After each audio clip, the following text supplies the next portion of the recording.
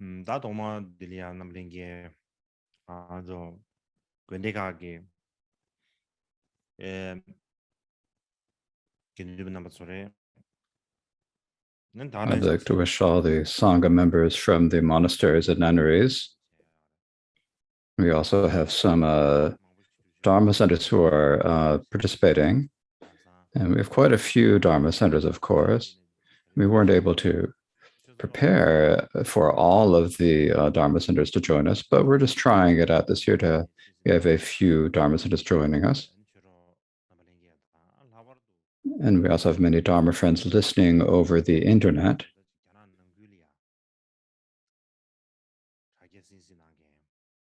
And there are also people who are watching on the internet in China. In particular, all of our relations who are Tibetans. And I'd like to wish my greetings to all of you.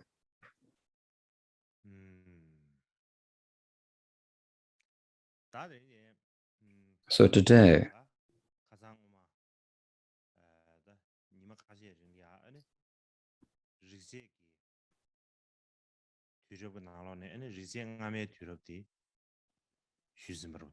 the other past days, we've been speaking about the Vedic period, and in the Vedic period, we spoke about the early Vedic period, and we've completed that discussion. So today we have come to the later Vedic period.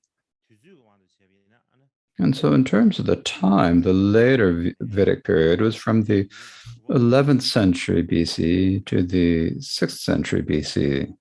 That is about the time period we're speaking about.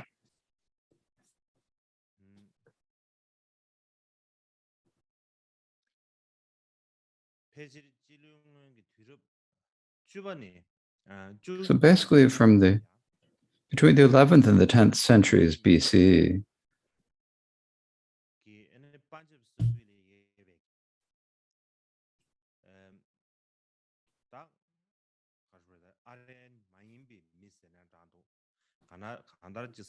all of the non-Aryan peoples who had previously lived in Punjab, that is, its original inhabitants, had been conquered. They were subdued and came under the power of the Aryan peoples. And among them, some people surrounded and would listen to what they're told, and these became like the slaves of the Aryan peoples. Now, those who wouldn't listen or who did not surrender were sent to exile far to the south. Even among the Aryans, they moved to the south of the Five-River Basin of Punjab and then arrived at the valley of the Ganges River. So I think if you can see this, you will understand it.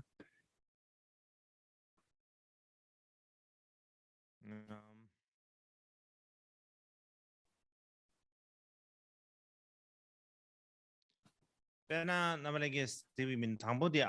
if you look here, we see the Aryan people came from this region through the Khyber Pass.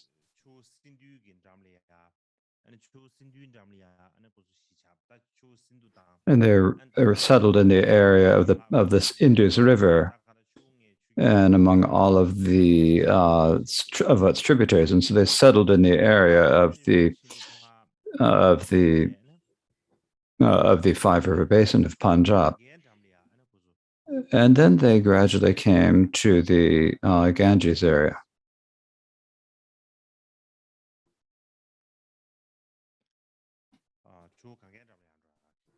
So they moved to the Ganges River Basin.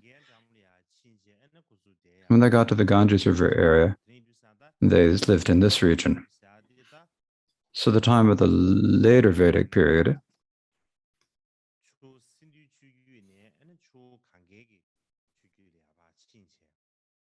so during this late Vedic period, they moved from the Punjab to the Ganges Valley.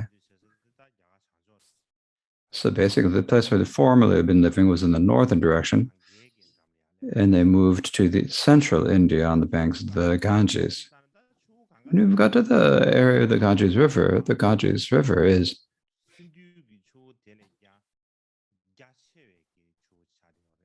much larger than the Ganges River is much larger than the Sindus River that they had previously known. The Ganges is the largest river in India. And likewise, the plains around the Ganges River are also the most fertile area for agriculture, the most suitable for agriculture.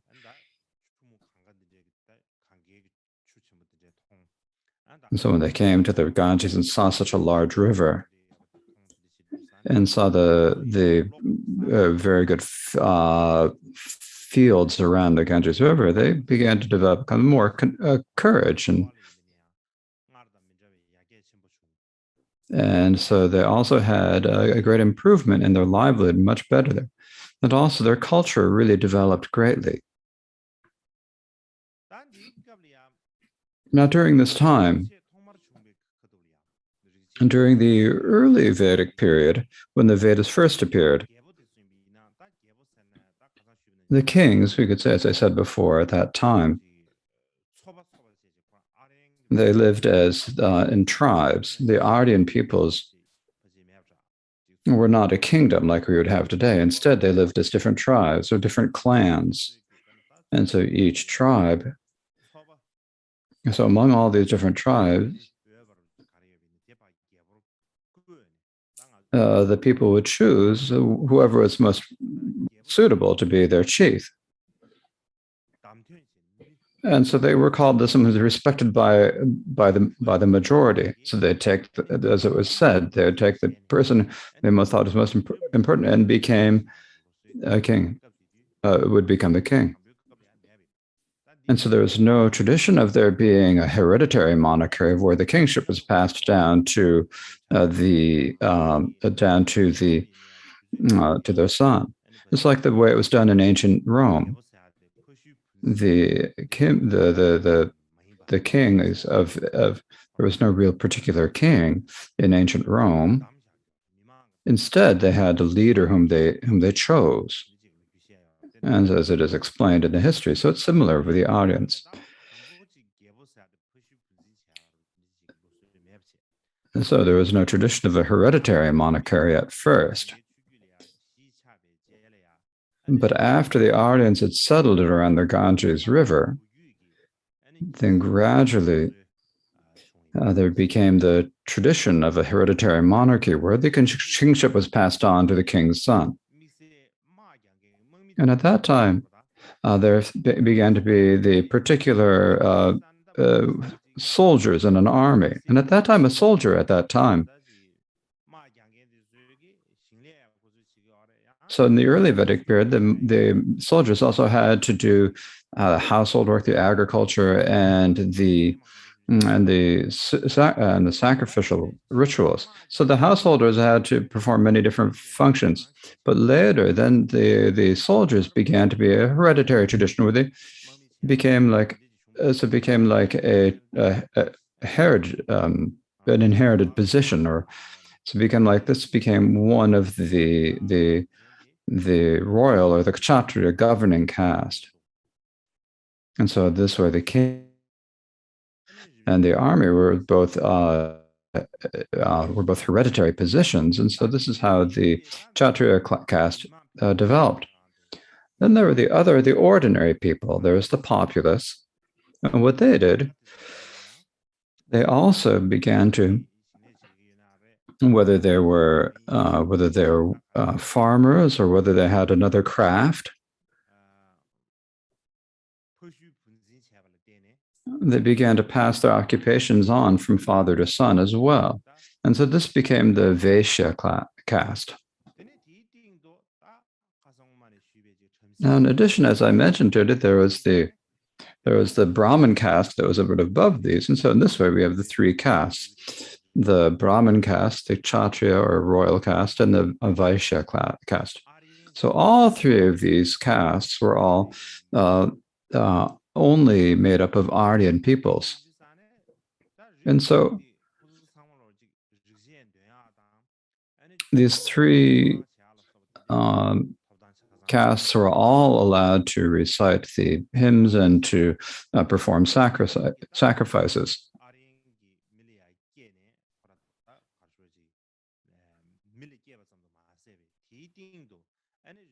And so it was also said that not only was one born as an Aryan person, but also because of the Vedic religion,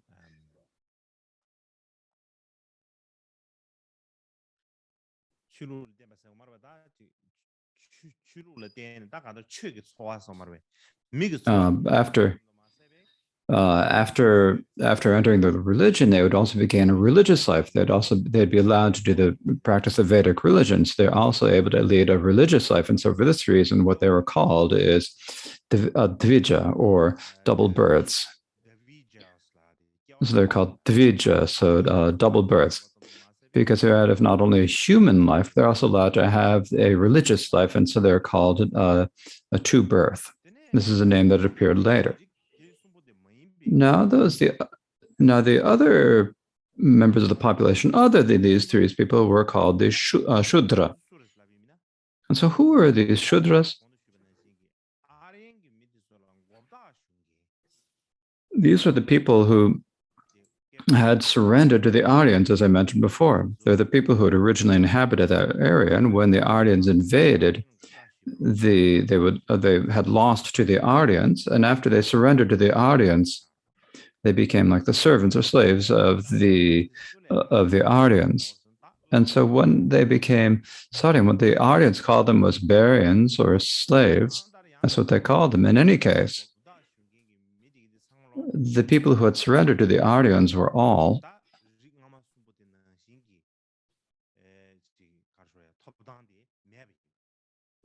they all did not have the same rights as the people in the previous three castes. And so what they were called the single birth, or once born. They're called Ekaiti or Ekajati.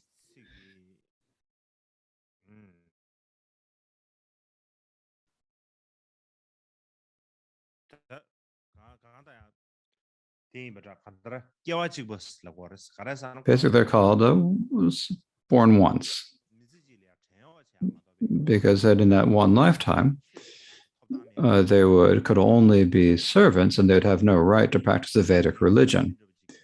And so, for this reason, they could only lead a servant's life and could not practice a religion. And so, for that reason, they were called once born. However, at that time, when the Vedas, the origin of the Vedas having this caste system of 4 castes, this happened during the latest Vedic period, but it was gradual. As I mentioned the other day, the hierarchy of castes depends upon the different crafts or trades that you do, and so it developed that the caste development out of that, and so it was coming primarily out of the trades, not out of the race. And so because the kings, because it's a hereditary caste, and so they were in the royal caste or the kshatriya caste, and the army was also hereditary, so it's also passed down into so it's also in the kshatriya or royal caste. And then each of the different trades were passed down from father to son. So they were also the Vaishya were also a hereditary caste, and so the people who had surrendered were in a different situation. But basically, the division into 4 castes developed over time. It wasn't like there was all of a sudden a division to 4 castes. It's like as the 4 castes got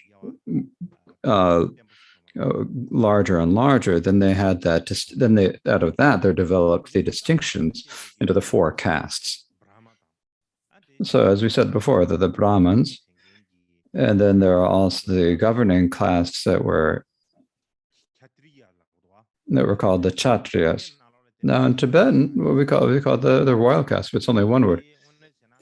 But actually, So it's probably the Rajanya was probably the royal caste, and Kshatriya was a different caste. So actually, so in Sanskrit there are two names, but only one name. So basically, the Kshatriya was the Tibetan word Gyatrik includes both. It also includes the king and the ministers and the armies, and so it includes the Kshatriya includes all, and Rajanya there's two words.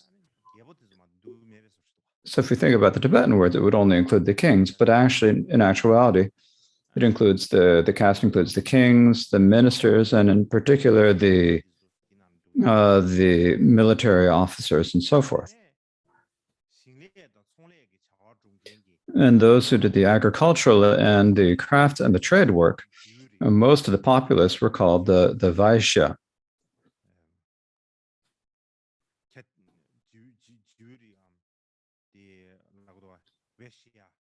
The Vaishya caste.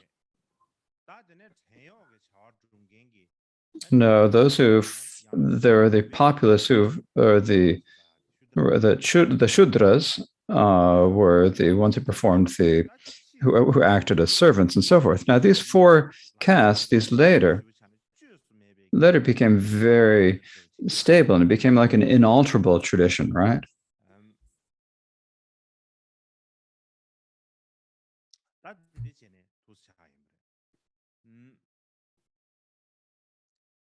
And so that is how it arrived, how it developed. So basically, how it developed with the Aryan peoples is divided into three peoples, right? And after dividing them into three, their most responsibility in their lives was to do the sacrifices. So that was the most important responsibility. And then who was it who performed the rituals? Those were only the Brahmins who performed the rituals. And so for that reason,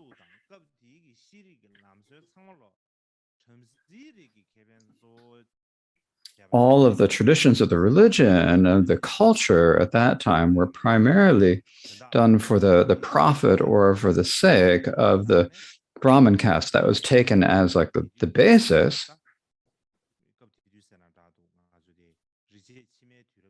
And so at the later, so for that reason, we sometimes call this the Brahmanical civilization of the later Vedic period.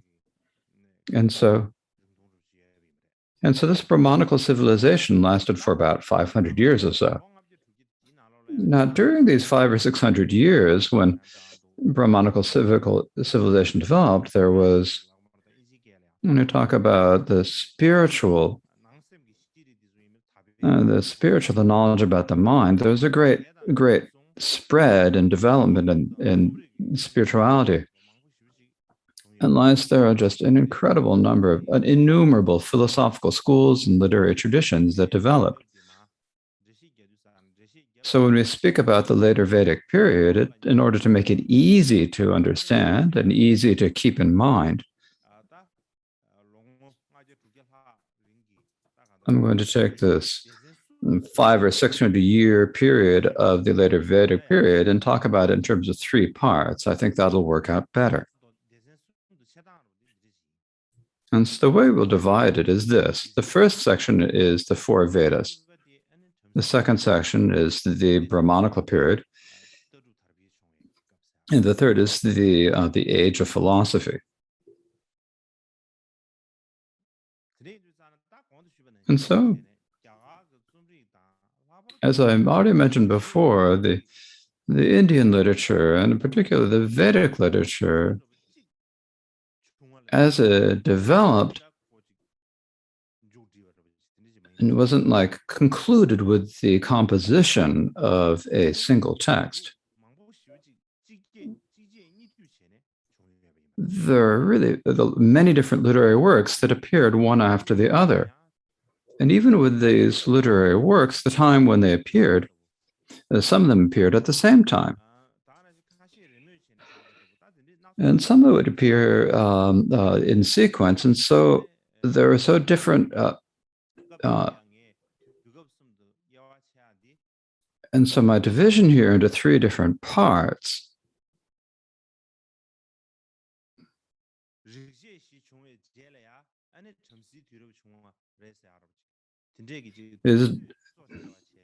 is not primarily in terms of time, saying that after the four Veda periods, then the Brahmanical period.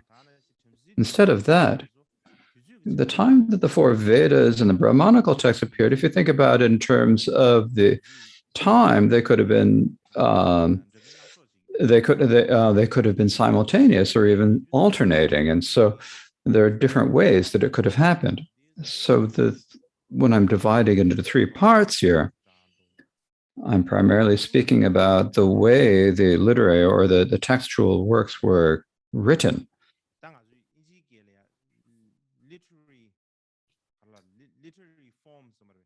You can talk about it in English, you would talk about it in terms of the literary form or the literary genre. And so that is how we're dividing into three. And it's not a question it's not a chronological decision. Because if we do it in terms of the chronology, you'd say, oh, the first of the four Vedas, then the Brahmanical period, then the age of philosophy. That's not it. We're talking about in terms of the literary form or genre, that it's divided into three parts. And so first, I'll speak about the four Vedas. And so how the four Vedas were compiled. I've already spoken about the Rig Veda, but so how is it that all four of the Vedas were compiled? So this is what I'll speak about next. So now, as I mentioned before, when you talk about the Vedas, if we take a broader view of the Vedas, all of the Vedic literature could be called the Vedas. So when we talk about Vedic literature, if we divide that into different parts, then we can talk about it there being three parts.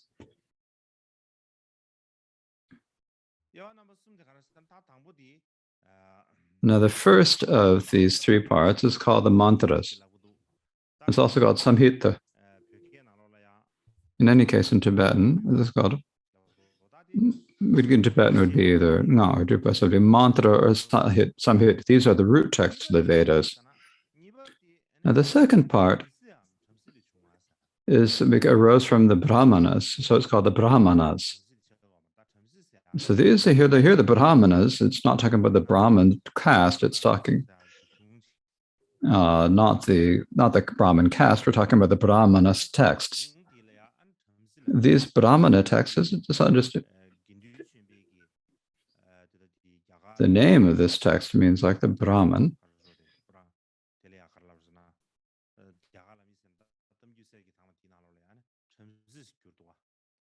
And so, as Genrin Chiba said, that basically all of the beginning, Chiba spoke about how this is a text that includes all the Brahmanic literature. And the third section here is the Upanishads. And if we translate this, it would mean to be Genrin Chiba would translate it as being like respect. But actually, I think it's more of a sitting nearby. Let's say sitting nearby means that generally this is a philosophical text. And so in the old days, when the philosophical texts were taught to the students, they had to be taught in secret. And since they were taught in secret, the students had to be very near the teacher. And the teacher would secretly teach it to them. And so that's why it's called the sitting nearby, is probably this, I think. If we think about the types of we have the first of the root text of the Vedas, and among them there are the four Vedas. Then the second type is the Brahmanas. The third is the Upanishads.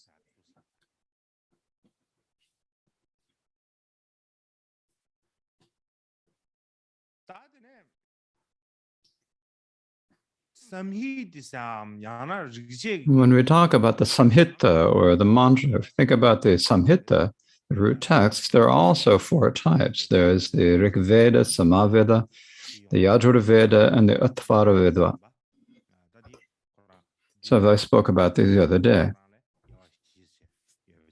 So these are the four parts of the original Samhita or Vedic texts. So these are the 4 Vedas. But when the Vedas first appeared, there was only the Rig Veda. There was none of the others. The other 3 were not there. And the Rig Veda was not written down. When it first appeared, it was transmitted orally. It was spoken from one to the next.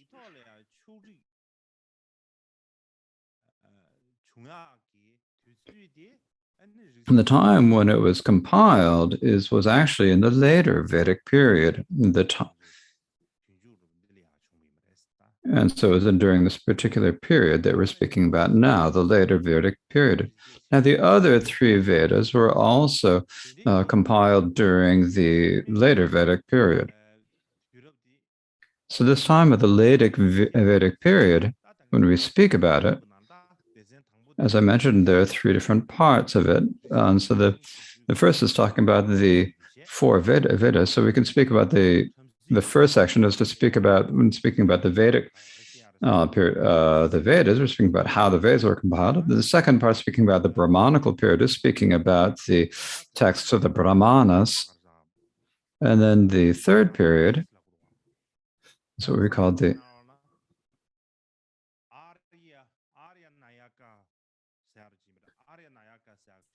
there's the text of the Aranyaka. And so during this period, there's also the Brahmanas and the Aranyakas, which is another text that appeared, the Brahmanic text that appears this time, and also there was the Upanishad. So these 3 texts, the Brahmanas, the Aranyaka, and the Upanishad, appeared during the Brahmanical period, as did the 2 great epics, the Ramayana and the Mahabharata. And so first, I'd like to speak about the root text of the Vedas.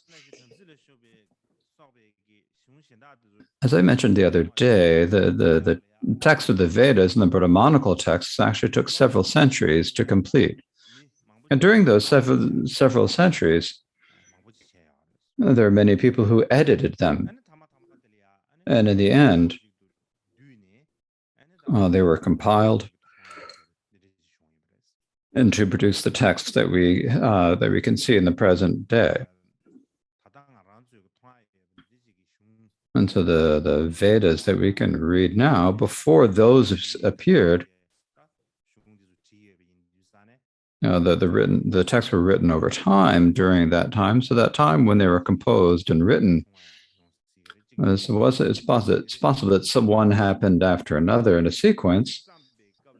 It could be that while one was being written, that another was written at the same time. And so the time is not fixed. However, with them, what is somewhat certain is that it's the Rig Veda was first, and the other 3 Vedas appeared later. And so this is clear. And so then the Brahmanas and the other texts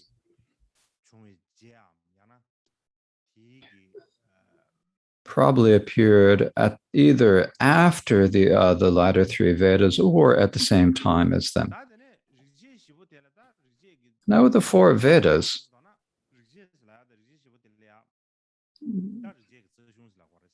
we've talked about them as the root texts of the Vedas, and they're primarily hymns in praise of the gods. So among them, the Rig Veda is the earliest of the Vedas. And then after that is the Samaveda. And then there's the Yajur Veda with its 2 parts, the light and the day. And then there's Atharva Veda, which among all of the Vedas is the most recent, the latest of the Vedas. So among these 4, the Rig Veda is the earliest, and it's the foundation of Vedic literature, the basis of Vedic literature. And then the Samaveda, what this is, most of its contents are actually texts that were primarily in the Rig Veda from the very beginning. But what's a little bit different about it is that with the Samaveda, there are many different manuscripts of it. And among these different manuscripts, it was compiled from different manuscripts. And so the Samaveda, to talk about it in brief,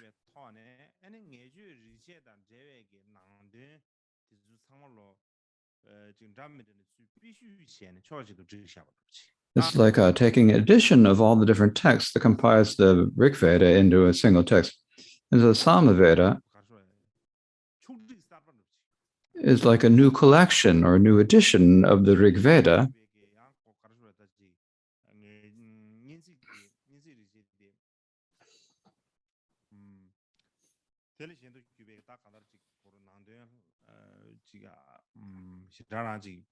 It really doesn't have much contact and it doesn't have that much that is not also already in the Rig Veda or in the Rig Veda. And then the last one is the Yajur Veda, and the Yajur Veda is divided into two, the light and the dark. And so the reason why the dark texts are called dark texts, because they're the root texts of Vedas, and then also commentaries on the Brahmanas, on their philosophy that are kind of joined together. And because they're written kind of together, and it's not very clear that what the distinction between the root and the commentary is. And so they're called dark, and because the distinction is not clear. So you don't know how to distinguish the root from the commentary, you don't know it, and so it's called the dark. And so this is why they are called the dark Yajur Veda. Now in the Yajur Veda, there's another little different aspect of it that is a bit different, is that in the Yajur Vedas, there are the texts from the Rig Vedas, and then it's combined with Brahmanical texts. And because the root and the text that are combined together, it's a sort of rather different text. And so that is what we call the Yajur Veda.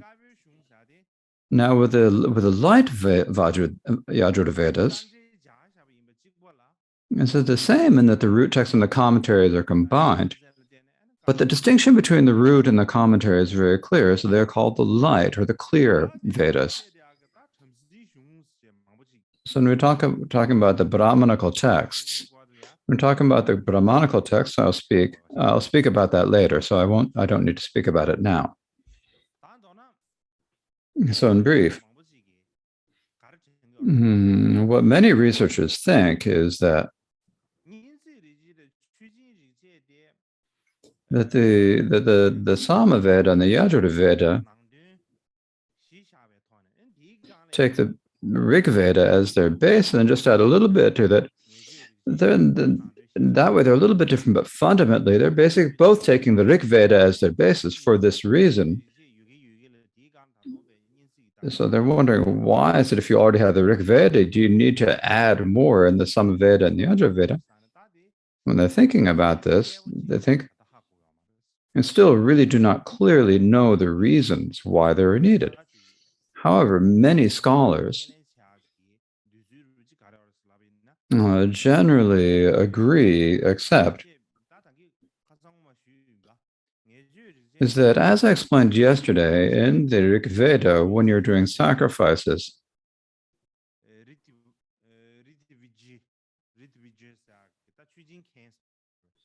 that you need 4 priests, or ritvij. There are 4 ritvij, or priests, that you need when you perform a sacrifice. So these 4 different types of priests. Because there are 4 different sacrificial priests, the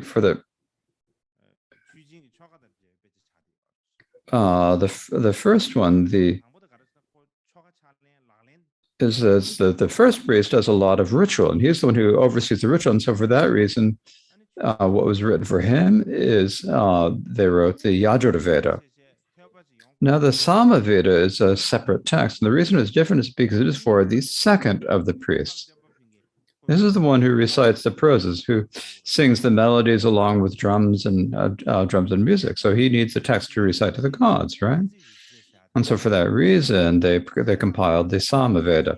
So in brief,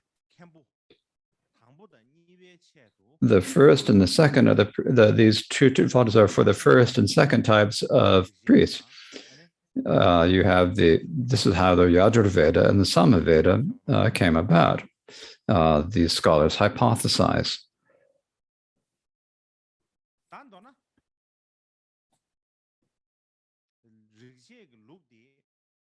And so at the time of the Vedic tradition, it gradually developed,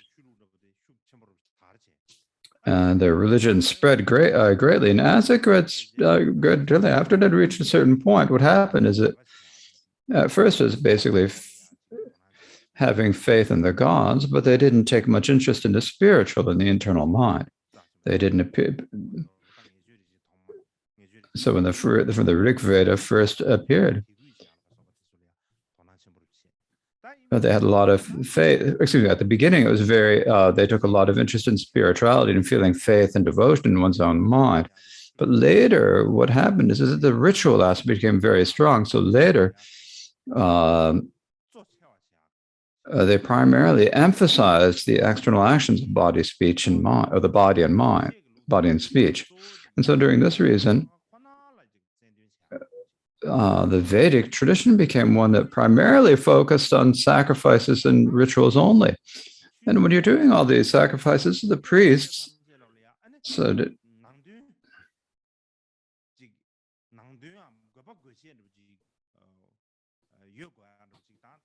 and so during a ritual, all of the movements that the priests would make, like by moving their hands, would have to have a particular meaning and content.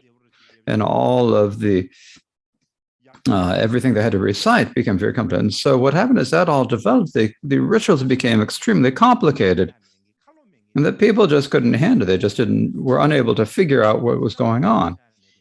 And so it's so complicated that people just didn't understand what was happening. Unless they had already studied what was being done, there was just no way you could easily do it. For example, if you're supposed to do if we're going to do like a Mahapujas, we need to do the Vajrakila, and people say, oh, it's so complicated, you can't do it. It's not like that. And so the reason why is because it's such a complicated ritual that ordinary people aren't able to do it. So it's kind of the same. And so when that happens, then because it becomes really so difficult, then you need to write it down. So you need to write it down.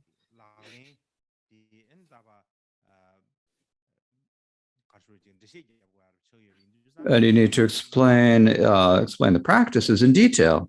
And so for that reason, the Vedic texts of the Yajurveda and the Samaveda, and that is why these texts appeared and the other Vedas appeared. Not only that, there are also the commentaries on the rituals in the Vedas, and so that became the Brahmana texts.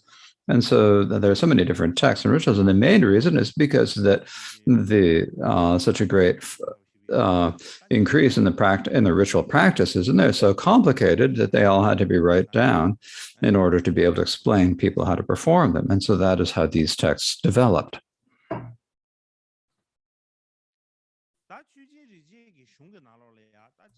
Now, within the Yajurveda, there are just a whole lot of different rituals. There are some rituals you do one time in your lifetime. Sometimes they do once a year, some that you do monthly. So there are some rituals that you do every day. There are all sorts of rituals, sacrificial rituals.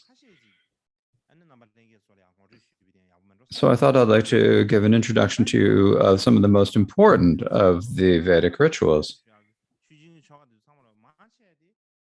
Now, most of these Vedic rituals are from the Brahmanical period or from the later Vedic period. And among them, the practice of the tradition of these, or the transmission of these, is still present in this day.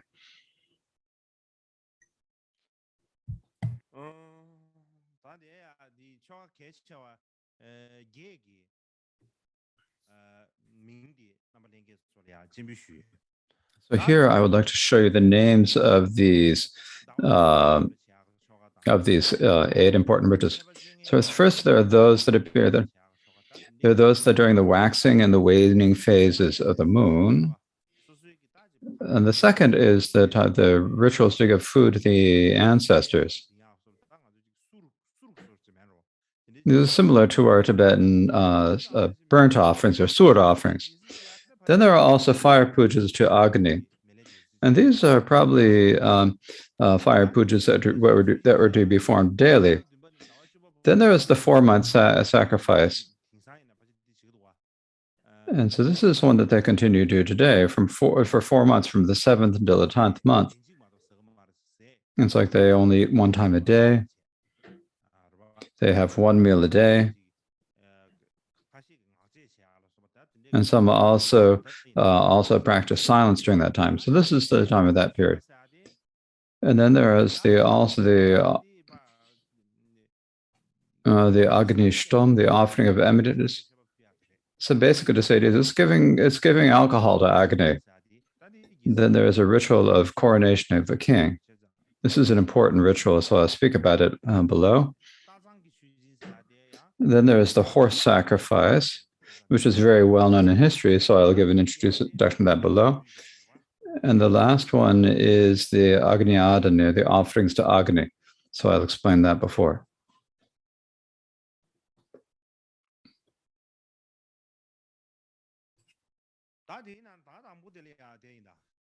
So first, I'm going to speak about the coronation ritual. This is a very important ritual. So generally, as I mentioned before, all of those rituals I mentioned before are extremely important rituals. However, within there are many different rituals in the Yajurveda, but because of the time, I'm not able to mention them all. So I thought if I'd explain the ritual for coronating a king or for enthroning a king.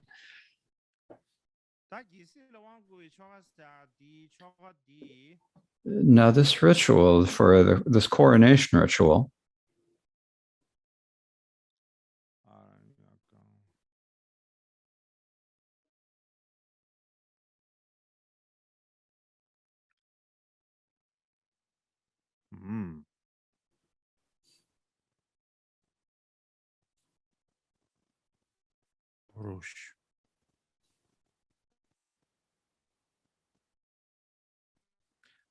now this text this coronation ritual is something that comes from the Brahmanas text that I appeared. Now, it's not a single text, it's actually quite a few texts. The Brahmanas include many different texts. And within that, there's a text of it.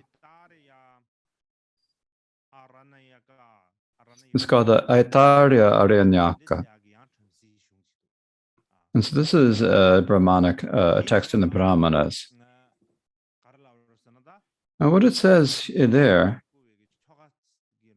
so the way the coronation is conducted is described in that text. So what it says is that in that time is that the first thing you have to do, and so basically we're talking about when a king is being enthroned, right? So when you're enthroning a king, the first thing you need to do is you need to have the king's throne, and you need to cover the throne with a full tiger skin. And so I would say the one with all 4 of the limbs. So basically everything, including the claws. And so you need to prepare that. And we cover the desert. And you don't put it so it's upside down. When you cover the fur has to be up and visible. And then there's the head there, and the head of the tiger need to be at the east or the front of the throne. And so you have to spread out the tiger skin in this way. And the reason why you need to spread out the tiger skin is that the tiger is the king of all animals. And so if the king uses the tiger skin and sits on it, then this is then they believed that this would mean that his reign would be stable and powerful. Then when the king was being enthroned or coronated, the king would be brought in from the back, and he would come to the back of the throne, and while facing to the east, he'd have to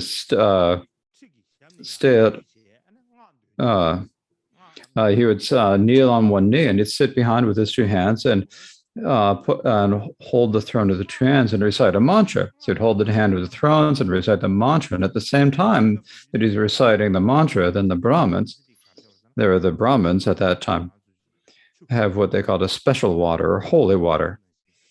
It's kind of like our vase water. It's like a special water, a particular water, not just any old regular water, but they'd use a special, superior water, holy water. And they take that higher water and they would pour it over the king's head. They'd pour the water over the king's heads, and once they had warmed it over, while they're what the mantras would say, they would say, "This is the king of the world." They would say. Following then at the end of the very last thing is the king would be given the amrita, that is alcohol to drink, and then sit on, they'd probably make him sit on the throne and drink.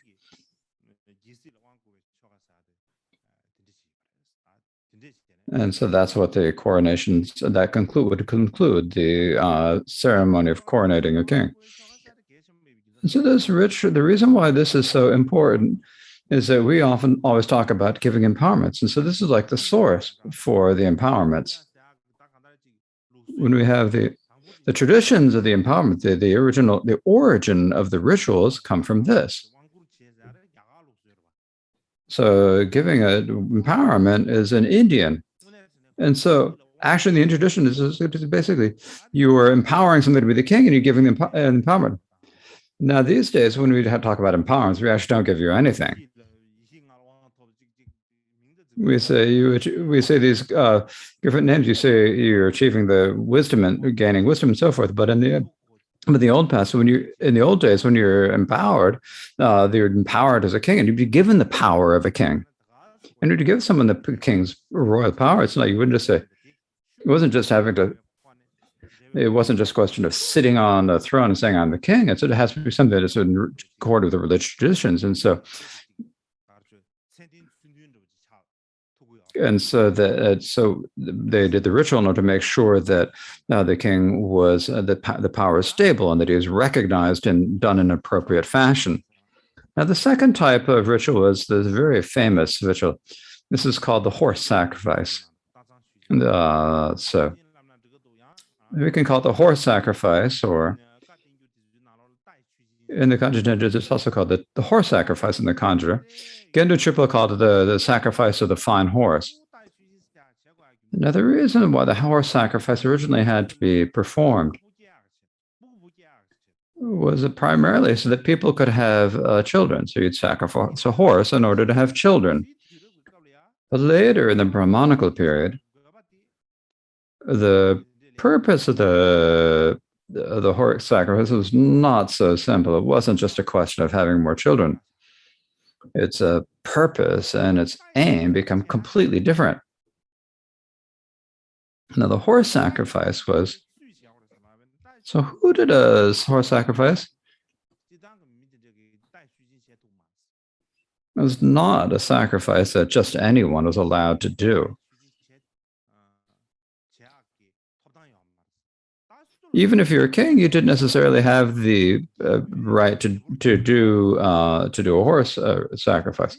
In fact, who could do it was not just a king, any old king, but a king of kings. A great king was such a great king was allowed to do a horse sacrifice, but not anyone else. And so at that time, what people believed at that time, I said, if you were able to do it with 100 horses, if you could sacrifice 100 horses, then it'd be incredible benefits. And what the benefit would be is that if you had did a sacrifice of 100 horses, you'd be able to stay the state of Indra, become the king of all the gods. And it also had the benefit that you'd be able to give dominion and power over the entire world. Now, so the way the ritual was conducted is that you had to choose a horse, and this horse had to have a particular horse. And I've seen many pictures. I think you had to get a probably, and I've only seen all the pictures. It's always a white horse. It had to be a horse with a particular color. So you choose the horse, then you'd bathe it so it's nice and clean. And after you've bathed the entire body, you'd just let the horse go and let it wander wherever it wished.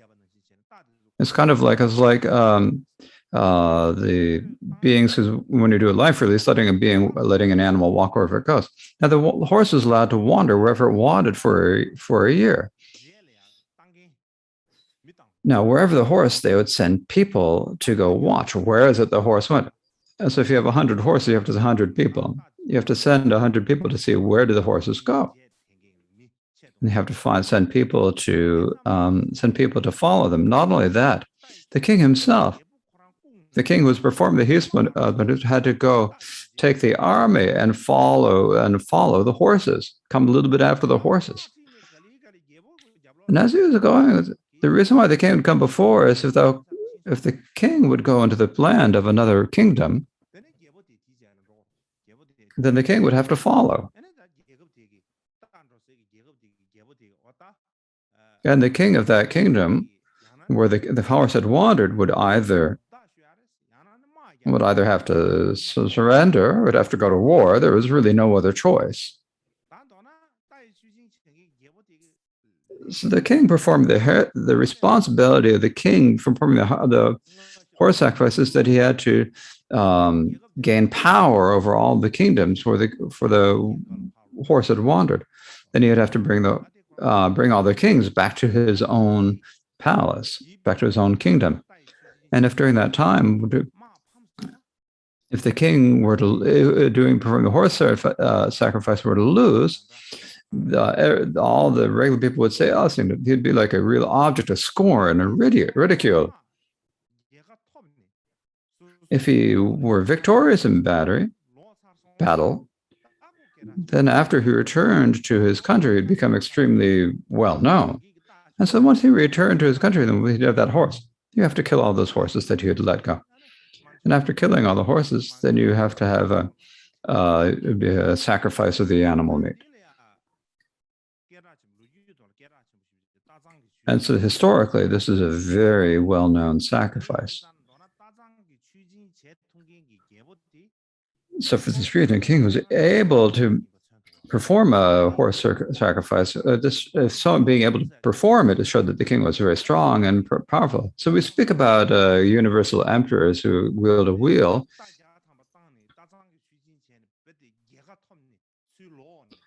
So this is similar to when you have the king performing a horse sacrifice, conquering kingdoms, and then returning to their kingdom. So there's several who depend. So these were called the universary emperors for that reason. And so I think that the universal or Chakravartin emperors were related to this horse sacrifice, because at that point the king would become really a powerful king. Wherever they wanted to go wage war, there's no one would be able to oppose them. And so for that reason, they are called the kings, the universal emperors, the wheel-wielding emperors. And so now we will take a half-hour break. So now I've discussed the horse sacrifice. So next I'll speak about the fire pujata, Agni, called the Agni Adana. Agni Adana's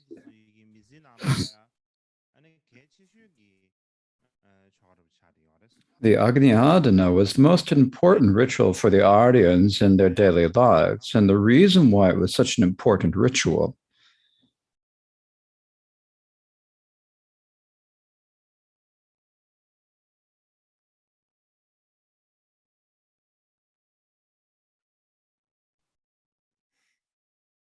and the reason why it was such an important ritual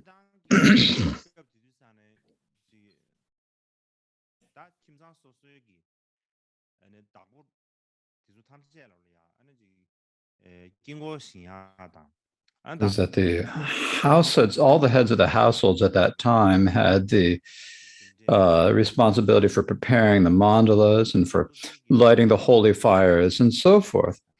And if they didn't take those, fulfill these responsibilities and light the holy fires and so forth, it'd be a sign of disrespect for the gods and disbelief for the gods. Not only that, in terms of the life of a Brahmin, they had to spend 4 phases in their life. The first phase was the phase of celibacy, and there was the phase of household life. The third was the phase of forest life, and the fourth was the phase of living on alms. So they had to go through all these 4 phases in their lives. And now we'll speak about these 4 phases in the later, but we won't speak about them today. But generally, the phase of celibacy is the time when they go to study and learn the Brahmanical texts. And after they have finished their education, after that phase was completed and they had to return back to their houses, what they had to do was immediately get married. And at the same time as you get married, what they had to do was they needed to light the holy fire in their household. And the ritual for lighting the fire is what is called the Adnyadana. It's got the offering to Agni. At the time when you do this was either on the first day of either the waxing phase or on the phase of the waning phase. So in the Tibetan calendar, the first day of the Tibetan month and the 16th day of the Tibetan month. So it'd have to begin on either of those 2 days. Now, it took 2 days to actually complete the entire ritual. So on the very first day, you would have to appoint the 4 sacrificial priests. And you would build 2 hearths, a round hearth and a square hearth. And sometimes there had to be another hearth, a third hearth in the shape of a crescent that was facing south. That would be placed in between the other 2. And so at first, one of the priests would start the fire by rubbing 2 sticks. So I'd like to show this to you. So you have to start the fire by rubbing the sticks. Even when you have a fire puja, what you have to do in the fires, you have to rub the sticks.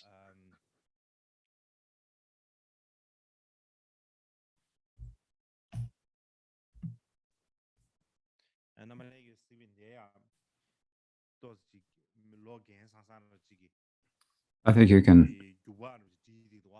can see in the middle of the older one is holding the stick, right? This is they're rubbing the sticks and starting the fire. So they start fires by rubbing the 2 sticks. It's not just any fire.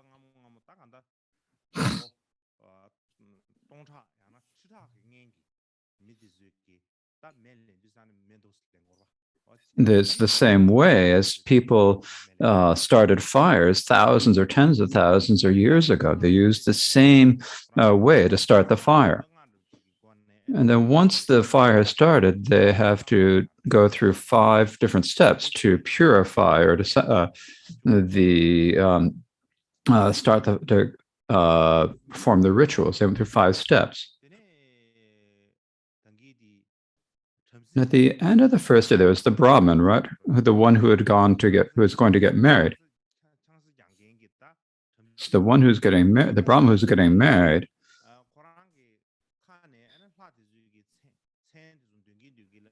would recite the names of the gods as he would then go inside the house where he was now being married. Now, at that time,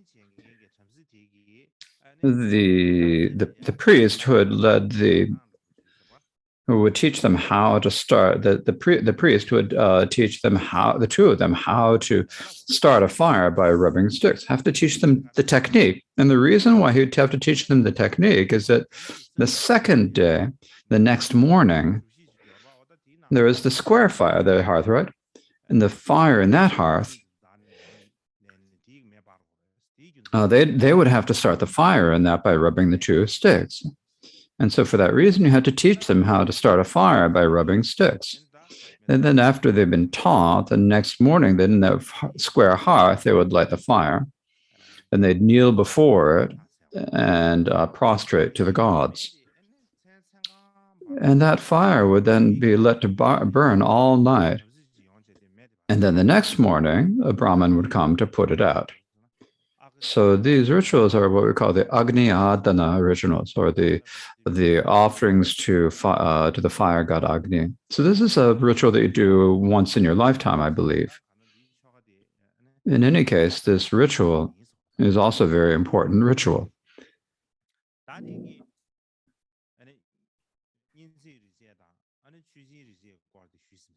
And so now I've spoken about the Samaveda and the Yajurveda. And so I'd like to speak a little bit about the fourth Veda, the Atharva Veda. And the reason is because this Atharva Veda is related to our mantras. So I'll speak about the fourth of the Atharva Veda. So the Atharva Veda is the fourth of the Vedas. If we're talking about the four Vedas, this is the fourth and the last, the latest of the Vedas. Now, the three earlier Vedas primarily teach the sacrificial rituals and hymns. They are texts that primarily speaks about those. So fundamentally, the Yajurveda and the Samaveda were based upon the Rig Veda, with a few other texts added to them, right?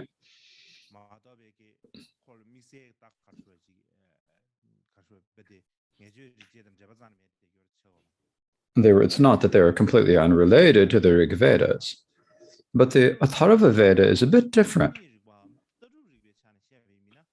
If we talk about it in terms of philosophy, then the Atharva Veda is at a slightly higher level than the Rig Veda. Now, the Atharva Veda itself, if we think about it in terms of the chapters or parts, it has 12 books and it has about 6,000 stanzas.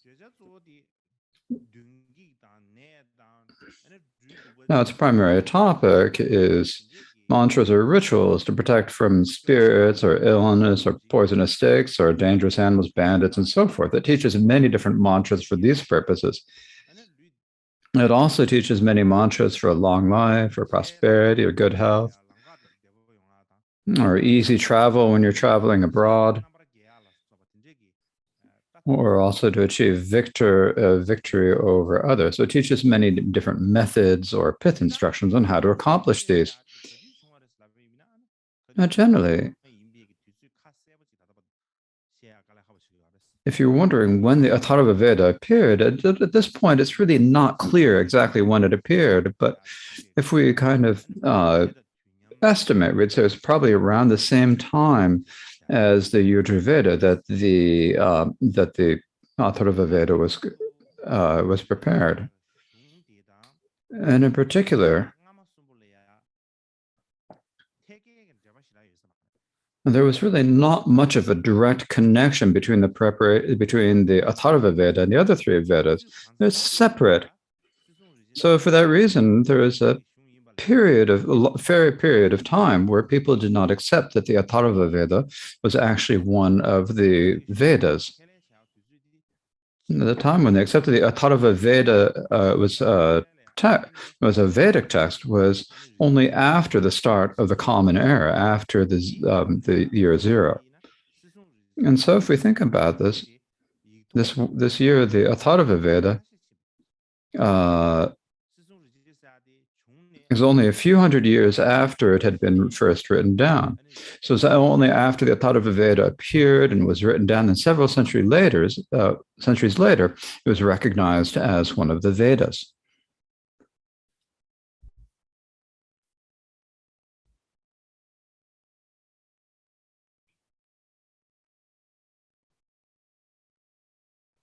다들 다들 스승 리지에서기 호랑 그 통매 명례야 가르라고 그러잖아. Now, the original name of the Atharva Veda 다 통매 명세나 당보 is at the very beginning, I should say, for the original name or at the very beginning.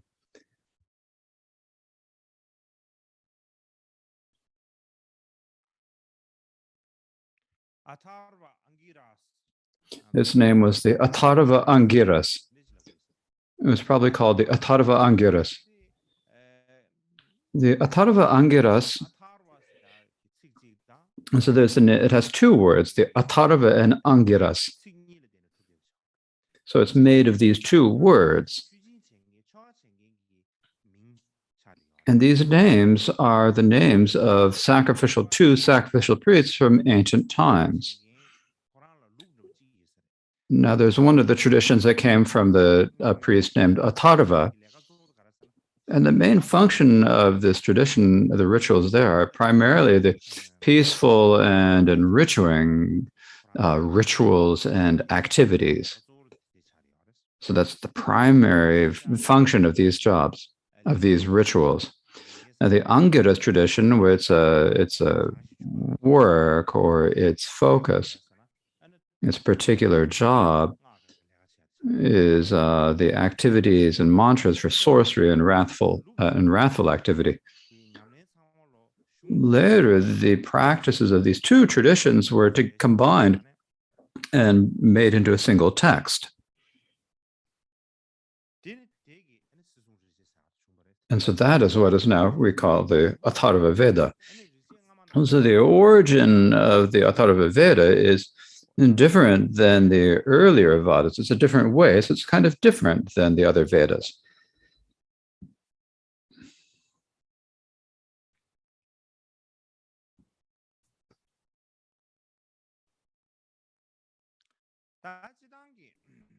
So now, in general, when we talk about the Atharva Veda, there's a lot about mantra there. Now, the word mantra, there are many different terms that were used for mantras, but the meaning is that we can understand them as being mantras. So in the Atharva Veda, there are many different mantras, and not only that, before that, even during the Rig Veda, time of the Rig Veda, there was the terminology of the Rig Veda. So, for example, in the 10th and the last, or the 10th book of the Rig Veda,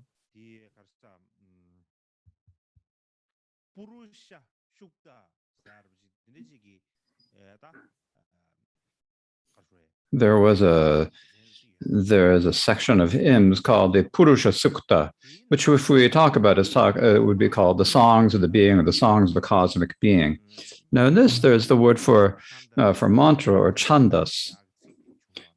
And so here's the word chandas appears.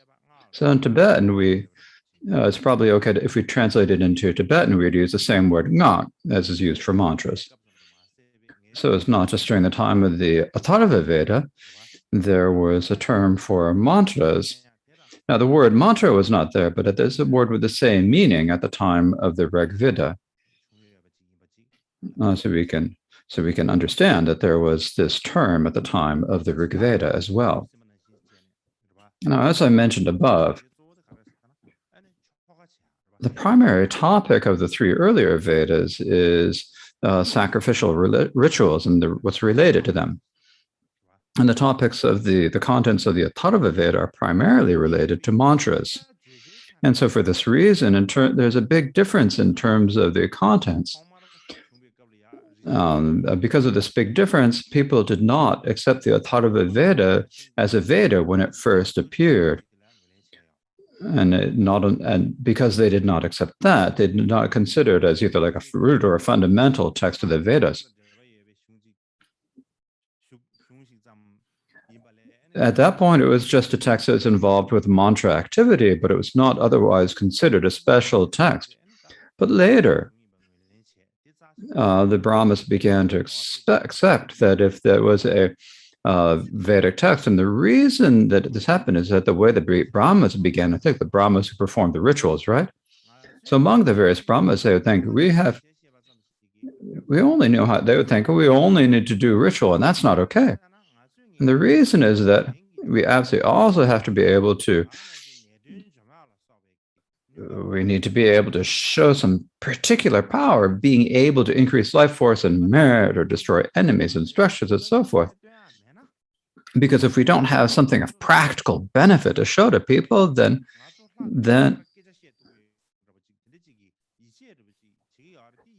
the reason is that they currently believe us to have this power of a direct connection to the gods, but if they don't see some power, they're going to lose that faith.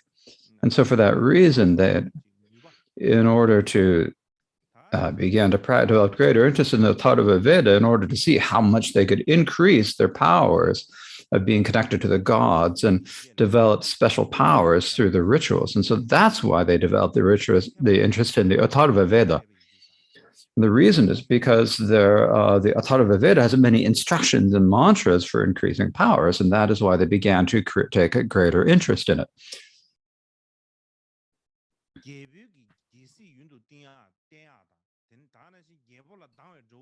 And in particular, in order to make kings have long reign for a long pain, and to also to be able to defeat the enemies. And if the Brahmins didn't know the mantras for doing so, they wouldn't be able to be the priests, basically the priests, the spiritual advisors to the king, right? They wouldn't have this position of the royal priest of Purohita. They wouldn't gain that status. And if they, and how we know that they wouldn't have that status is that later, there is a text written later called the Atharva Parishishta. And so this is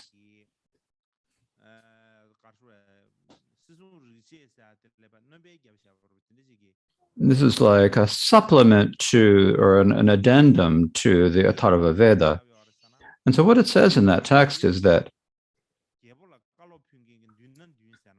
and so you have the Purohita, the royal priest, who was, in order to be given the status of a royal priest of Purohita, you must be fully trained in the Atharva Veda. Once you are, if you have not fully trained and not mastered the Atharva Veda, and you do not know the activities described in it,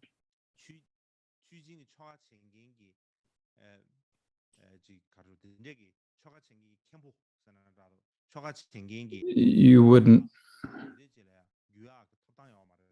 then you had no right to become a person who would be the priest who performed rituals for the king or who helped the king increase their power. So basically, for the kings had great belief in the activities of pacifying, increasing, magnetizing, and destroying, and so for that reason, the priests, the kings, the royal priests, had to be fully trained in these rituals. Now, so for these reasons, what people thought at that time, and so all the rituals explained in the Vedas, and they're very complicated. They're not actually, it's not so important. What actually can practically, what can actually help you power immediately are the mantras, they said, and they had this sort of new way of thinking. And so for that reason, the Atharva Veda's status or its position grew better. So in the end, what happened is the Atharva Veda became a Vedic text. And so in order for it to become a text of the Vedas, when you say it's one of the four Vedas, then it's like one of the fundamental texts. And in order to become that, you have to have some sort of an influence or a power. And so that influence and power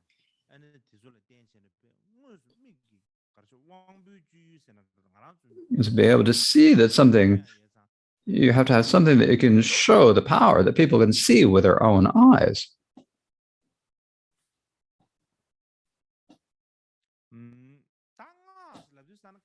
Now, when we say mantra, how do we understand mantra or mantra activities? So, mantra actions or activity. How do we understand this? No, it's not exactly the same as we speak about it in the Vajrayana texts. So, what ancient people believed is that all dangers that occurred, what did they come from? They came from spirits or malicious gods and demons, or else it was someone else performing sorcery. And so that is why all of the threats and dangers came from. And so for that reason, through the power of mantra, you'd be able to accomplish your own aims, or you'd be able to weaken or eliminate someone else through the power of mantra. And there's secret instructions on how to do this. There's superior instructions. And so for that reason,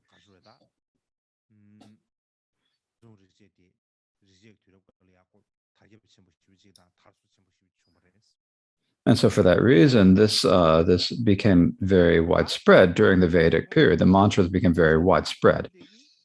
Now, the three previous Vedas were primarily for performing rituals and sacrifices, but the Atharva Veda is to accomplish someone's desired aims. Their mantric activities to do this, right? So their particular functions, their particular objects are different. And the reason is that sacrifices are performed for the powerful gods. Now, when you're doing a mantric activity, who that's for is for the gods, the evil gods, or for the ghosts, the spirits. And so how do we know this? It's because they invoke the gods or the demons to accomplish their aim. And they make them into your servant, to someone going to help you in order to accomplish your own aims or to harm other people. So when you talk about the sacrifices and rituals, it's primarily body and speech that's most important. But in mantra, it's your internal power, the power of your mind that is most important.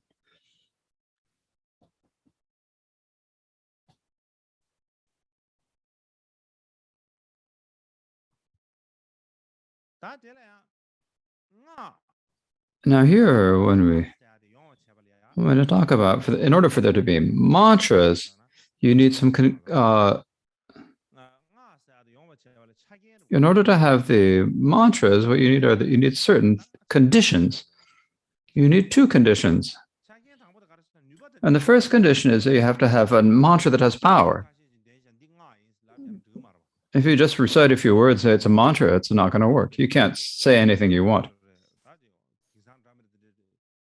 People make up various mantras these days, right? We Tibetans, we make many name mantras and so forth. We take a little bit of mantra and we said Om blah, blah, blah, blah, blah, Soha. And in the middle, you put any sort of nonsense in between and make it look like a mantra. And people think that that's okay, but that's not right. A mantra has to have power. Something when you recite it has to have a power and a benefit. And just saying it's a mantra and reciting nonsense from your mouth is not okay. So it has to be something that has power. And the second thing you need is a thing that symbolizes it. Now, if we used a Buddhist term, we need basically a mudra.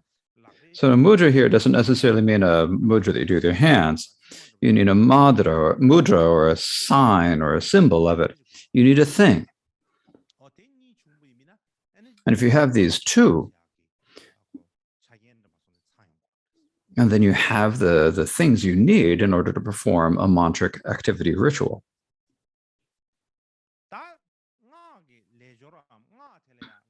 So for the mantric activities, there are many different types.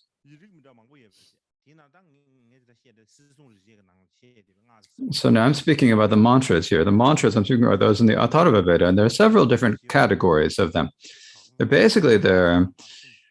primarily three categories: the peaceful, the wrathful, and the enriching mantras. So those are the three characters. Of course, there are many different categories, but these are the three main types.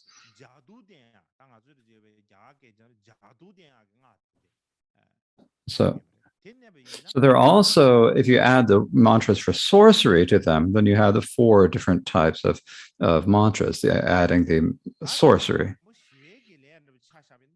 So for speaking about peaceful activity, peace pacifying activity, what we're speaking about,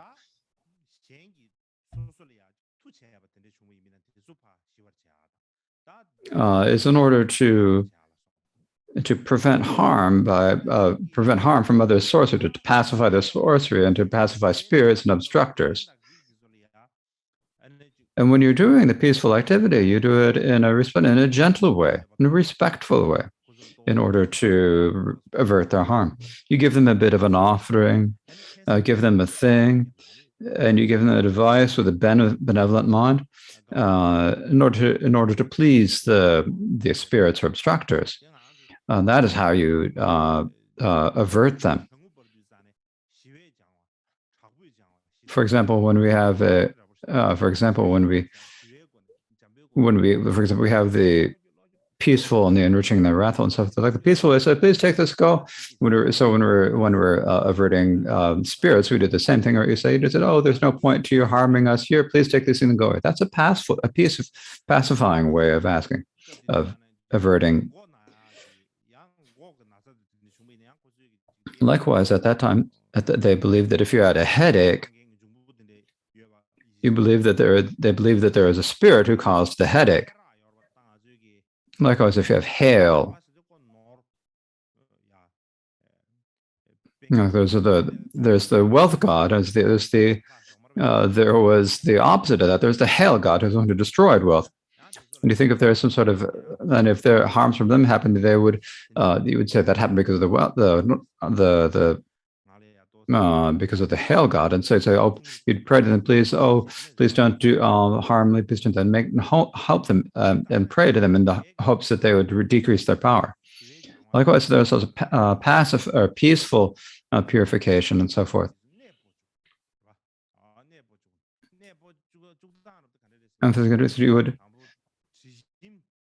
And so what you do is, like, sometimes the obstructors would be made to go to another place. You'd like take you take the person who is affected by the spirit, and you'd rub them with a cloth, and then you take this cloth that had been rubbed all over the body. You take it off to like the intersection in a road and throw it there, and then the spirits would follow that, and you'd say, please go, and please go away.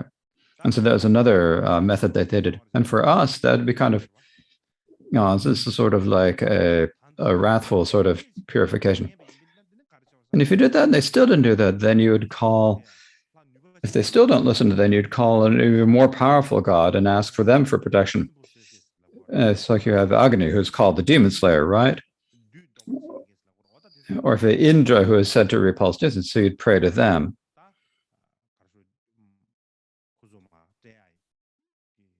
And give the work to them. Or else you take a thing that is invulnerable to the demons. There's a special thing that the spirits would be afraid of. And you would hold that in your hand as a symbol. And then you'd give that in order to disperse the demons. For example, you'd also make a border with some sort of like water or fire or stones. Make a border around. Set the limits. Say, no, don't come in here. And so there's another sort of activity. So many different such activities, and we don't need to speak about them in detail.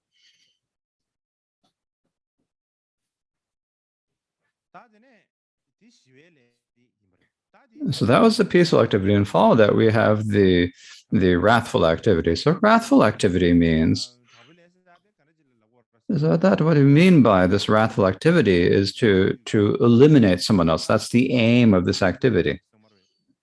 Is you would invoke evil demons. We would put our hopes on them to go harm another person. So that is wrathful activity. Then there is the enriching activity. So enriching activity has the aim of enriching yourself or increasing your like and merit and so forth, to bring health to your household or to accomplish your desired aims. So these are mantra activities for that point. for that purpose. And so you've got the peaceful, enriching, and wrathful activities that are described in the Atharva Veda are also very similar to the peaceful, enriching, and wrathful mantras described in our secret mantra. Now, here in the Atharva Veda, there's no discussion of the magnetizing activity, but within the mantra, we speak about activity. So if you add the magnetizing activity, then you have the 4 activities that we always speak about: the peaceful, enriching, magnetizing, and destroying. And also, the Atharva Veda has many mantras for divination. So I'm not going to say much about it because of time today, but there are a lot of strange things that we need to speak about. But basically, it means doing divinations. Usually, we do divinations with the malas or with stones and so forth. It's not just that. So divination actually is like, these days, sometimes people are inhabited by spirits, or they're possessed by spirits, and that's what in the past would be called divination. So the traditions we have now are that. So in India, they take like young children who are like 4 or 8 or 9, and take a childhood,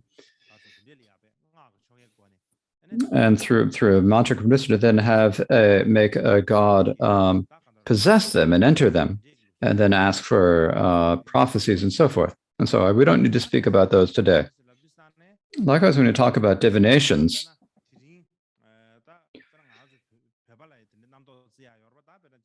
today the Tibetans have a lot of superstitions too, right?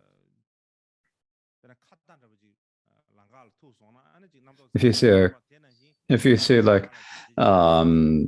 a crow on the road, you get afraid, right, and so forth. And so in the same way, you'd have many other things similar in India. So they have ways of explaining signs that you saw in dreams and so forth. But I don't need to say too much about all of that. So in brief, in the Atharva Veda, there are many instructions on divinations and mantra activities and medicinal preparations and so forth. And so with all these different types of mantra activities, there are many different types of them. If we speak about these different types, to just show, so that you can just show you, I thought I would explain them to you. And the way that we describe them, there are many different ways they can be described, but the first of these is that from the end of the 19th century to the beginning of the 20th century, there was an American philosopher or a scholar who was also well versed in Sanskrit. And I don't know how to pronounce his name, and probably be disrespected, so I'm not going to read his name. But he describes the different types of mantras as being in different types, 9 different categories. And I'll just read these. I think I don't need to read them. You can just look at them, and I think you can basically know.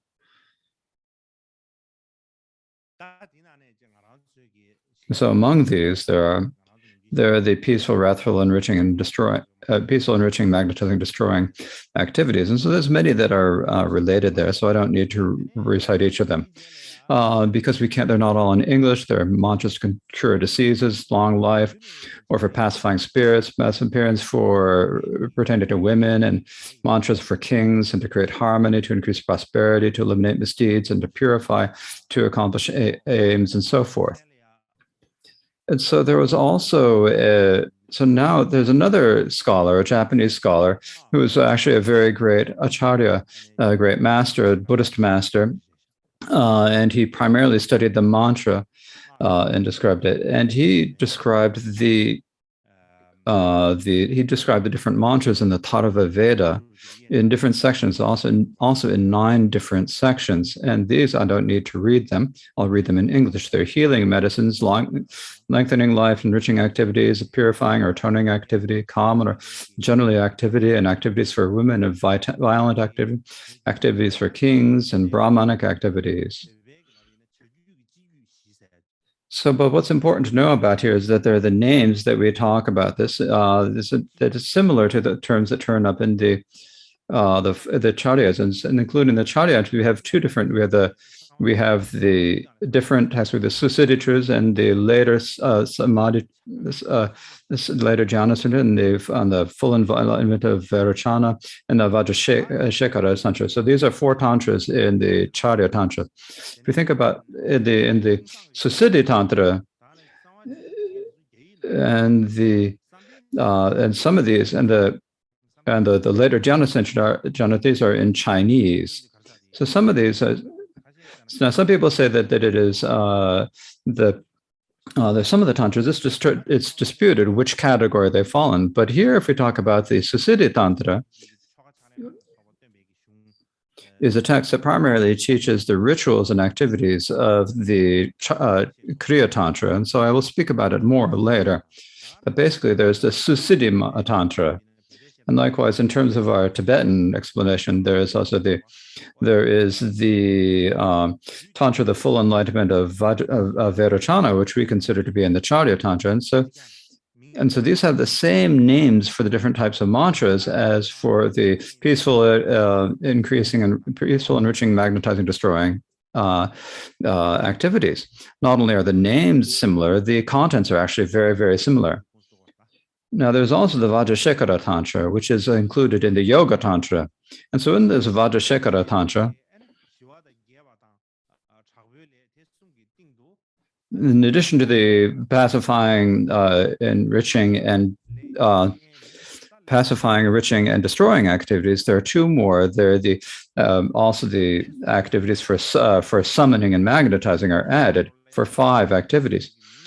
Likewise, in the Vedas as well, these 5 names of these activities also appear with exactly the same name, it seems. The names of the activities in Sanskrit also appear. So for this reason, and all the activities of pacifying, enriching, magnetizing, and destroying all the rituals and the mantras, the source for all of them have as their source and their seed. If we need to look for that, then it probably goes back to the Vedic texts. So that is where you'd have to, if you're looking for it, you'd have to go look for them in the Vedic texts.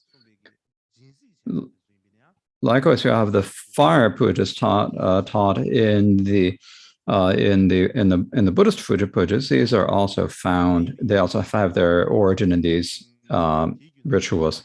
So in brief, for these reasons, when we think about the rites and rituals of the practices of the secret mantra, when I have their seeds, or their seeds can be found in the Vedic literature. When you talk about the Vedic literature, it's something that has like an over 4,000 year history, right? And so it has an over 4,000 years of history. And so it's from 4,000 years ago. So how is it that they changed when they went from being Vedic texts and became Buddhist texts? How did they develop? Well, it's difficult to say this completely differently. For the first thing is that we don't have any historical sources because, as I said the other day, we don't have any clear historical documents. Since the origin is not clear, so now we, thousands of years later, we're not knowing anything, saying it's this or it's not that. It's actually difficult for us to say that. But one thing we can say for certain is that the methods of practice taught in the Vedic literature and the methods of practice taught in the secret mantra are very similar. And if you ask, is that similarity, is that just a mere coincidence? It's not. There definitely was a connection between the two.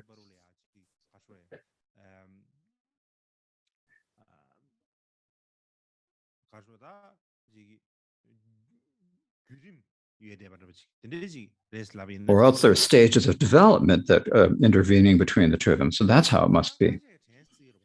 Now, some people might think, if that's so, then for the secret mantra of Vajrayana, And then all of our rituals were previously Hindu rituals, and we don't have anything that's different, do we? But there's no reason to worry about this, I don't think. I think we can take a broader view. We need to have I think that we should think about things in a vaster way. And the reason for this is that because look how much we have we have quite a few different things like the wealth practices in Tibetan Buddhism. They're like the Yangdrup practices, and these are not Indian texts. These are actually things that were in Tibetan from ancient times. Where they came from Tibetan texts, they had been in Tibetan from ancient times, and later, after Buddhism started to flourish in Tibet, the practices were then made to fit with Buddhism, and their contents were altered slightly to make them fit with the Buddhist view, and they gradually became to have these wealth practices that fit well with Buddhism. Similarly, in India, where were the Buddhists before? They were in Indian society, right? As I said this is the reason I had to say this on the first one. The reason why we have to talk about where Buddhism came from. Why did the Buddhist monastics have to wear particular robes? And many of the other aspects of Buddhist customs and views are greatly connected to Indian civilization, and this naturally happens, right? It's not like the Buddha at that time. If you didn't think about the people of that particular time, and were only to say things that they just couldn't get their minds around, it wouldn't benefit them, right? One of the particular features of the Buddha is that he would be very skilled in teaching Dharma in a way that fit with that time and place. So he would teach in a way that fits with the way people think in that time, the way they felt faith, what they considered valuable. And you take this as a basis for his teachings. If he had said Dharma that they just could not understand at all, then a few intelligent people would say, I don't quite understand, but you said it so before. You said it, so I'm going to believe it. But other than that, there'd be no other way, right? It would have been difficult for it to have any practical benefit. So it's important for us to understand this. So now I'm going to continue. Now what I'd like to speak about next, as the time progressed, and what happened is that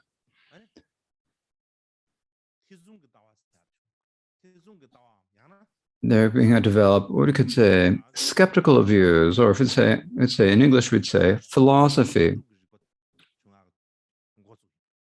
We basically eventually came to the time when philosophy developed. When we talk about philosophy, before you have philosophy, you have to have doubt. If you don't have doubts or question, then you aren't going to develop any philosophy, right? So how do we develop doubts and skepticism? I'm wondering, how did this world form? Before, people hadn't thought about how the word formed, but gradually, as people's thinking developed, then began to wonder, how did this world come into being? Where did we come from? And they began to think about things on a more profound level. They began to be skeptical. And in the future, what's going to happen? What was the beginning of the world? In the end, how is it going to be destroyed? And they would consider and investigate many remote events and think about them. And they began to think about these questions. And then previously in the Rig Veda, it was holding the sun and the moon to be the gods, and then thinking about the nature as gods. So instead of having such a simple way of thinking about something, they began to wonder, how did this world and its beings come into existence? How did they? And they began to investigate such inaccessible issues. How were the heavens and earth formed? And because they began to think like this, what happened is that they developed philosophy they began to develop their own philosophy in India.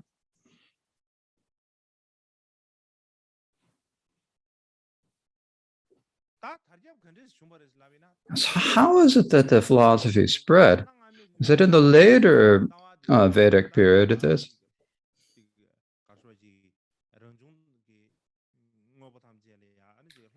Is it earlier people had kind of a nature worship and thinking of the natural things as gods, and this changed. In the past, they had thought that they moved from a time of that view of viewing there being many different gods from a polytheistic view into coming to a pantheistic view. And was saying, instead of pointing out different things and saying each of them is a separate god and saying that they're different individuals, not just that, but actually saying that actually the divine actually permeates all things. The God is like the nature. It's something that permeates and pervades everything. And so they began to develop this way of thinking.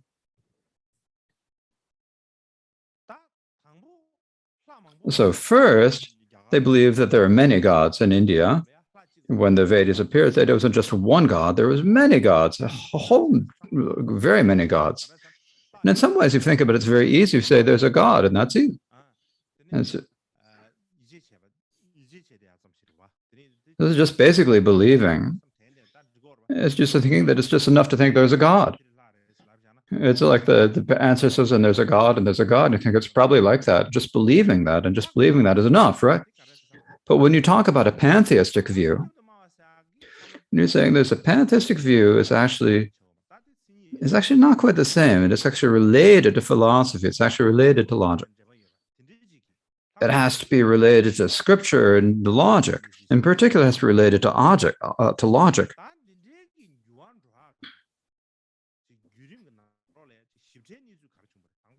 Now, what are the specific stages that happened in this transition from polytheism to pantheism? So what are the changes that happened in this, from worshiping many gods to worshiping an all-pervasive God? And so that actually there's describing, then you can explain in great deal. There's quite a bit to say about what the Vedic texts say about them in particular. There's a lot to say, but it's too much to say about it. But if we speak about it in a very simple or a very coarse way. So in the very beginning, when we think about the reason why we need to speak about pantheism is something that is important for us to understand, this reason. It's because this pantheistic view is very important for us. The reason is that it's like the beginning of the Indian philosophy. So as after they had gone from the idea of there being many gods to a pantheistic view, that then the Indian philosophies began to develop. And then eventually our Buddhist philosophy developed. And so there's like a sequence of the development of this. And so we absolutely first, if we're going to understand for Indian civilizations, how they went from a polytheistic view of there being many different gods to being that there's not just the forms of different gods, but the nature or the essence of the gods became the essence of all things. So we have to understand how this changed. When the Rig Veda first appeared, the way that you worship a god was very easy. If you say one god, if you say Varuna, it's Varuna himself, it's not anyone else. If you say Indra, it's Indra and not anyone else. If you praise Indra, you're focusing on Indra himself and feeling faith for him. It's not related to any other god. But gradually, the hymns as they offer the hymns in the Vedas gradually changed. And the later ones, there was kind of a new way of praising the gods. And what happened is that they began to write hymns to all of the gods as contained within one god. For example, what it says, It says Agni, at the first time that you are lit, you are Varuna. Then when you burn, you're the form of Valdi. It is so it's like seeing Agni as a one god in containing other gods, either one or two or three or six or five or six different gods all combined in one god. So this way of thinking developed. And we look at these words,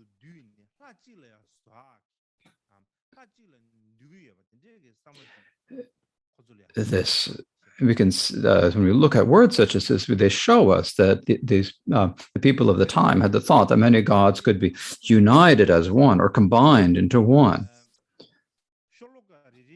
Now, in the first part of the third book of the Rig Veda, there's a particular line at the end of every stanza, and this line is Mahad Devanam Asuryatyam Mekam.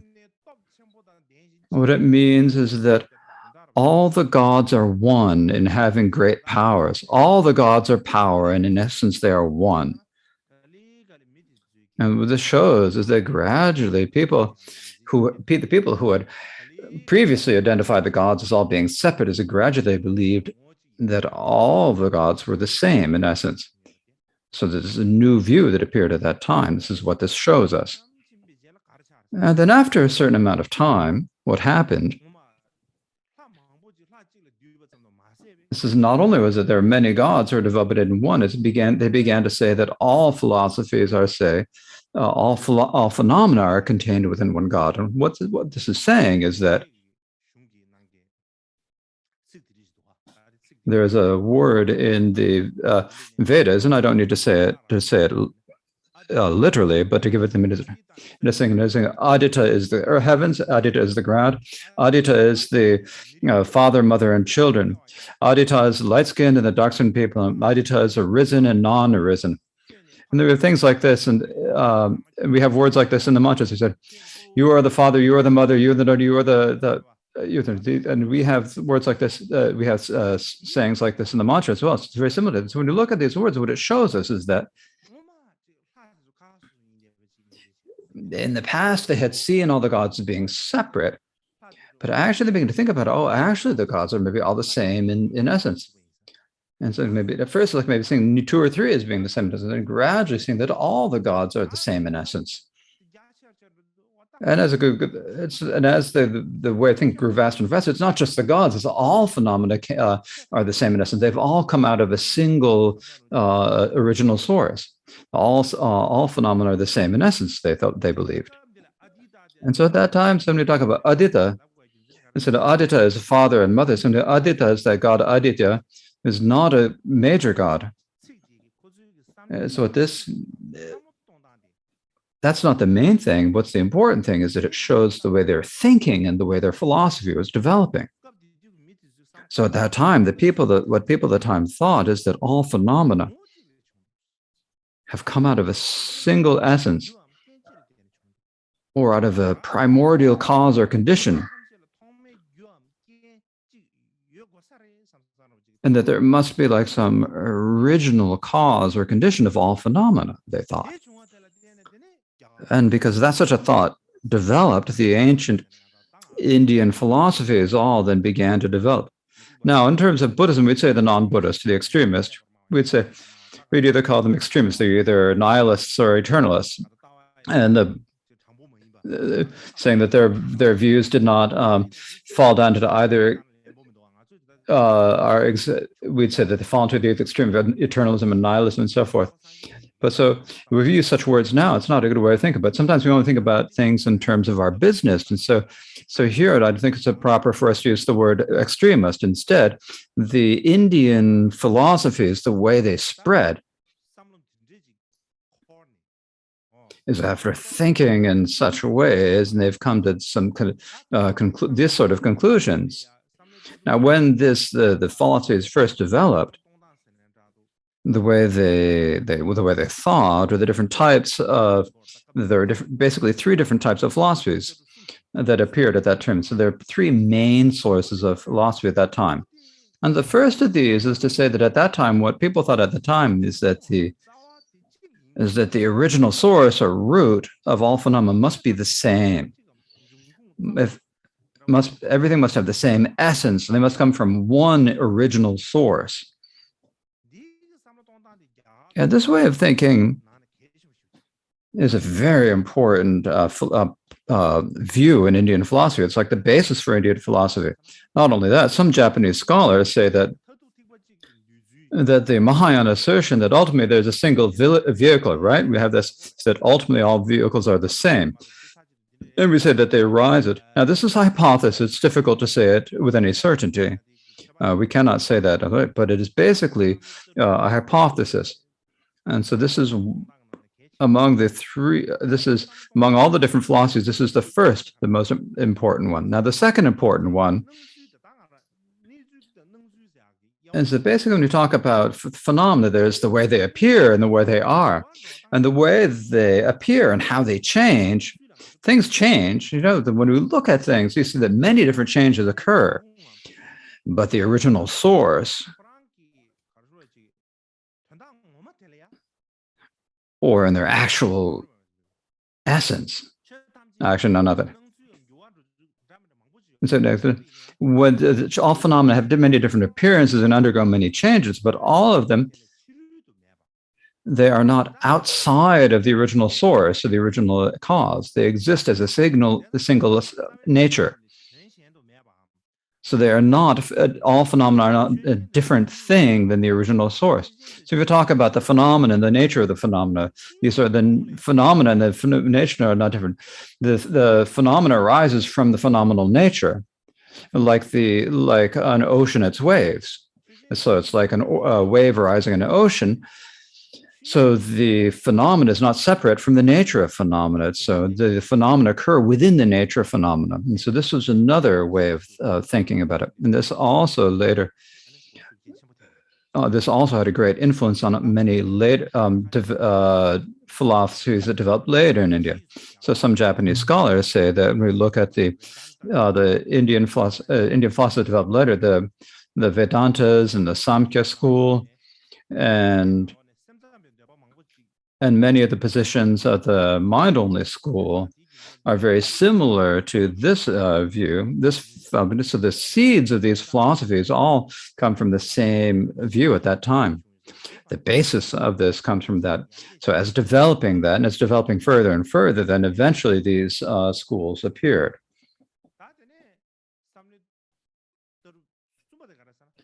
Now the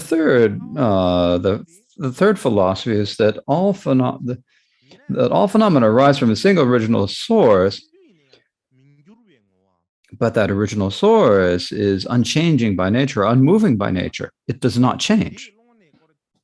But within its expanse, many appearances happen, many phenomena occur within it. All the phenomena change, but the original source itself does not change.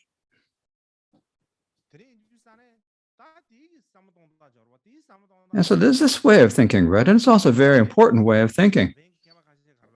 Now, also, so many of our Japanese scholars say that in the Mahayana, we speak about the Dharma nature of suchness. We talk about it as being permanent and unchanging, and say that this is a very similar way of thinking.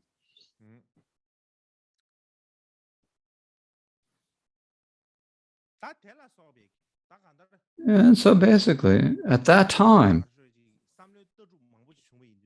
there are many different views and many different analyses that occurred. But because of all these different ways of thinking, later,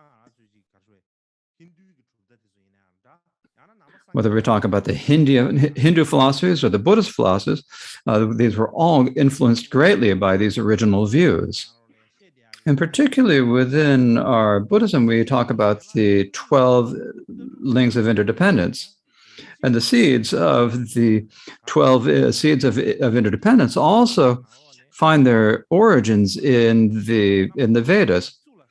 And the reason is we speak about the different words, like the ignorance, formation, consciousness, and name and form, actually appear with the same terms in the Rig Veda. Basically, when we speak about the source of the 12 lengths of interdependence, it's very difficult to find actually the original source. Many scholars have investigated but haven't found any. But later there was There's a Japanese scholar who said that actually there's found something that teaches these words and their meanings in basically the same way in the Rig Veda.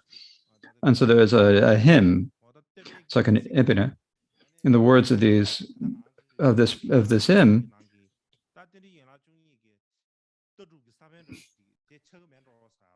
And he says that the words of this hymn probably were the seeds for the later Buddhist teaching on the 12 lengths of interdependence.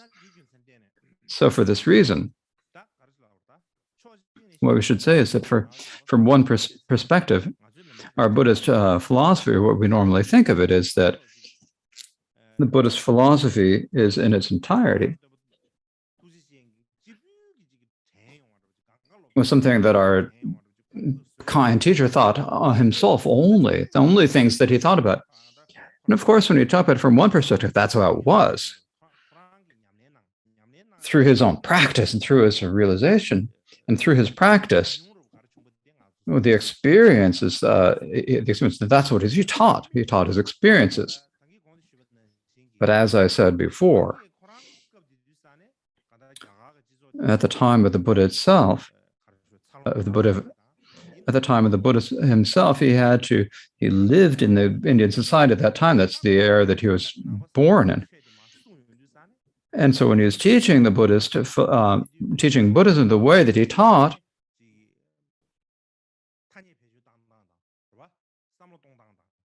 so when he taught, he had to match the way people used language, the way they thought, and their ideas, and he had to take that as the basis.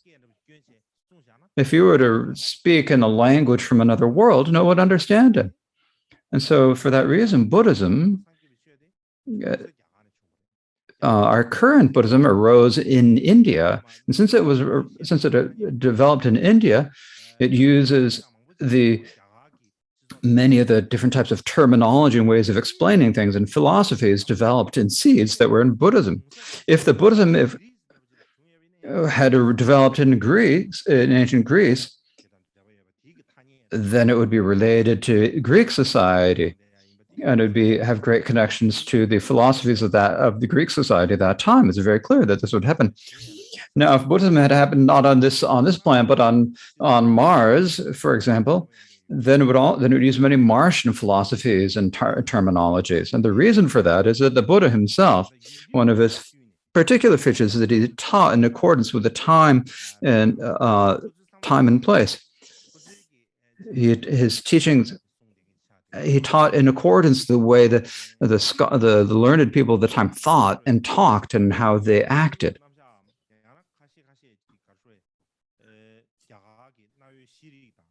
And so for that reason, some of the aspects of the philosophy are similar to the ancient Indian philosophies and practices. This is not something that has like a harmful emphasis. This is not something that we should be criticized in particular.